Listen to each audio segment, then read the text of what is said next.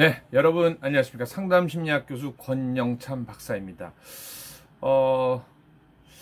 이게 학교 폭력에 대한 게 또 한 건 나왔네요. 어제는 이제 이원일 셰프의 피양새 우리 김유진 PD 건 일단은 사과하기로 했고요. 또 이제 자진 하차하기로 했습니다. 프로그램에서. 근데 그 다음에 바로 이제 모델 강승현 씨에 대한 얘기가 나왔어요. 혹시 모르시는 분들을 위해서는 2008년 포드 슈퍼모델 한국 대표 1등 했고요. 잡지 V, 보고 그리고 패션쇼 마크 바이 마크, 제이콥스 여러 가지 활동상은 많습니다. 모델 중에서 그래도 잘 나가니까요.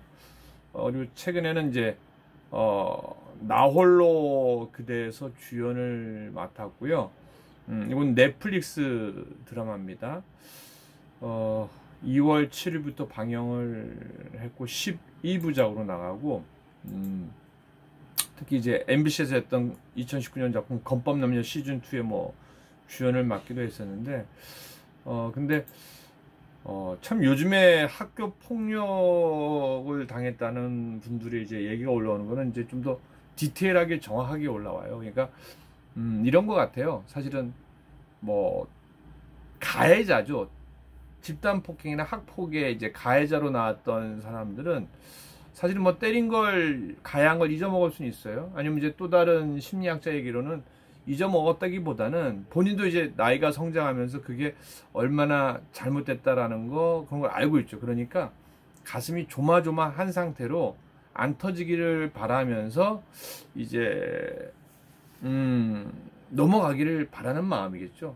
사람이라면 당연히 누군가를 괴롭혔는데 미안함, 그 당시에는 몰랐어도 어느 정도 성장하고 뭔가 좀 올바른 생각을 하고 있다면 그렇지 않겠어요? 근데 우리 모델 강승현 씨의 경우에도 그 상대 피해자라는 분이 정확히 이제 지도까지 올렸습니다. 나홀로 그대 등에 출연한 모델이자 배우가 중학생 시절 하굣길에 자신을 끌고 가 여러 명의 무리와 함께 폭행을 가했다고 주장했다. 별다른 이유 없이 시비를 걸었고 두세 명이 자신의 몸을 붙잡은 상태에서 해당 배우가 주먹으로 복부를 가격하는 등 집단 폭행을 가했다는 것이다. 그러니까 예를 들어서 이거예요. 너 친구랑 둘이 가서 맞을래? 아니면 너 혼자 해서 그때 이분이 나 혼자 하겠다라고 얘기를 했었고 또 몇 대 맞을래라고 할 때 나 한 대만 맞겠다니까 복부를 한 대 맞았다는 거죠. 이분은 그래요. 왜냐면 이제 피해자이기 때문에 당시에 이제 상처가 컸겠죠. 이후로도 보고 싶지 않아도 드라마, 라디오 게스트, SNS로 활발하게 활동하는 가해자를 제가 더 이상 피할 방법이 없어 글을 올릴 결심을 다졌다며 앞으로 매체를 통해서는 더 이상 보지 않고 싶다고 말했다. 그러니까 강승현 씨라고는 지칭을 하진 않았어요. 근데 이제 네티즌 수사대들이 그럼 포드 모델 대회 한국 1등 슈퍼모델 대회에서 1위 올랐으니까 강승현 씨가 아닌가라고 했고요. 강승현 씨 측에서는 이제 즉각 반박 자료를 냈습니다. 아니다. 나 아니고, 그러니까 소속사 입장에서 낸 거죠. 그랬더니 오히려 일이 좀 더 커지는 것 같아요. 피해자라고 얘기하시는 분들이 그럴 줄 알았다, 이렇게 나올 줄 알았다고 얘기했고, 그때 당시에 그 A씨와 B씨가 있었다고 해요. 근데 이제 A가 B씨 보고 가라. 근데 이 B씨가 그 당시에는 몰랐는데, 그때 보니까 그런 일이 있었던 건 확실하다라고 얘기했고, 이제 카톡도 공개를 했습니다. 요거는 아직 인정한 건 아니죠. 근데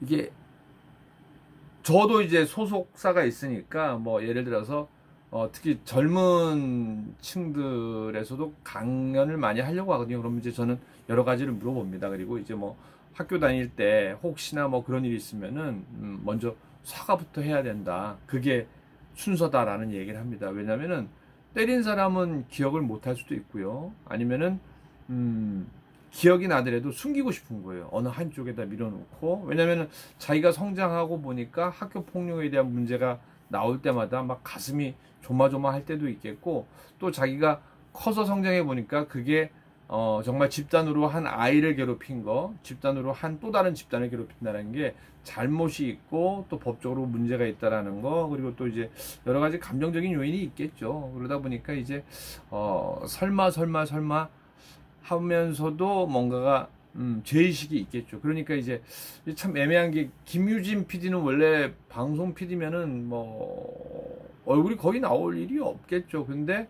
또 어떻게 사랑에 빠지다 보니까 이원열 셰프와 사귀게 됐고, 또 MBC에서는 이제 부러움은 뭐 지는 거다라는 투의 프로그램을 하다가 이 괜찮다 해서 해보라고 했는데 이게 일이 터진 거예요. 그러니까 언젠가 터질 일이 터지는 것 같아요. 근데 이걸 해결할 때 정말 어떻게 해결할까가 중요한 것 같아요. 가해자분들의 사과가 진실이 이루어진 사과가 없다면 피해자는 계속 그 상태로 상처가 계속 되는 거거든요. 그러니까 그분들이 뭐 자진하차하고 잠깐 일을 쉬거나 아니면 영원히 뭐 제명이 되는 건, 그거는 뭐 시청자들의 몫인 것 같고요. 그러니까 일단은 진심 어린 사과가 가장 필요하지 않을까라는 생각을 합니다. 왜냐면 그동안 그분들의 그 골마 터진 마음들을 좀 뭔가가 잡아줘야 되는 거거든요.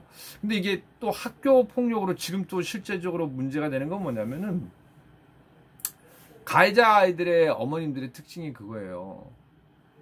우리 아이가 설마 그러지 않을 거다. 아마 다른 친구들의 의해서 그렇게 된 거 아니냐라고 얘기하시는 분도 있거든요. 근데 이제 제가 걱정하는 건 뭐냐면은, 뭐 다 100% 그런 건 아닙니다. 근데 이제 첫 번째로 어린 시절 자랄 때 아무래도 이제 뭐 아버지로부터나 부모로부터 폭력을 가해를 받았던 아이는요, 사실은 내가 남을 괴롭히는 거에 대해서 인지 능력이 많이 떨어집니다. 이게 잘못된 건가라는 생각을 잘 못할 경우가 있습니다. 왜냐면 어렸을 때부터 부모로부터 계속 가해를 당했기 때문이에요. 이거는 제 얘기 아니라 프로파일링에서도 충분히 나오고 뭐 이미 여러 논문에서도 나온 얘기거든요.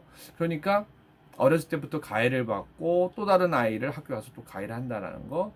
또 예를 들어서 뭐 요즘 뭐 가정이 뭐 다양합니다. 뭐 맞벌이 가정도 있고, 뭐 또 한부모 가정도 있고, 조부모 가정도 있고, 때로는 부모님이 계시더라도 뭐 또 다른 곳에서 또 자라나야 하는 경우. 근데 이럴 때 저는 항상 아이를 교육시킬 때 그래요. 도연아, 동생 때리는 거 안 돼. 동생이 3살 어리지만서도 인격체거든.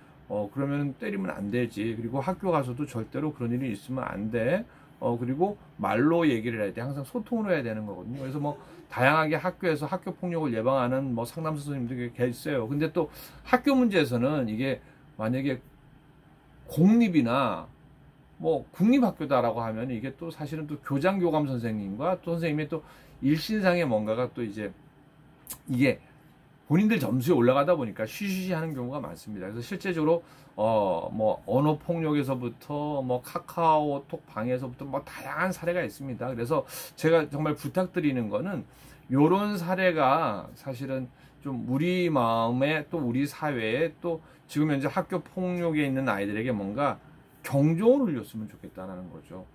지금 당장은 그렇게 지나갈 수 있고 또 다른 아이가 상처가 되는지 잘 몰라요. 근데 이게 5년 후, 10년 후 나중에 가서 정말 상처받은 아이는, 상처를 받았다는 사람은 그걸 잊을 수가 없는 겁니다.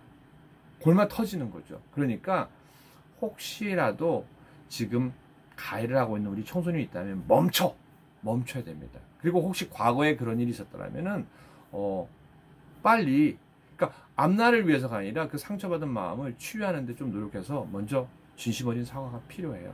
그 다음 해결책인 거죠.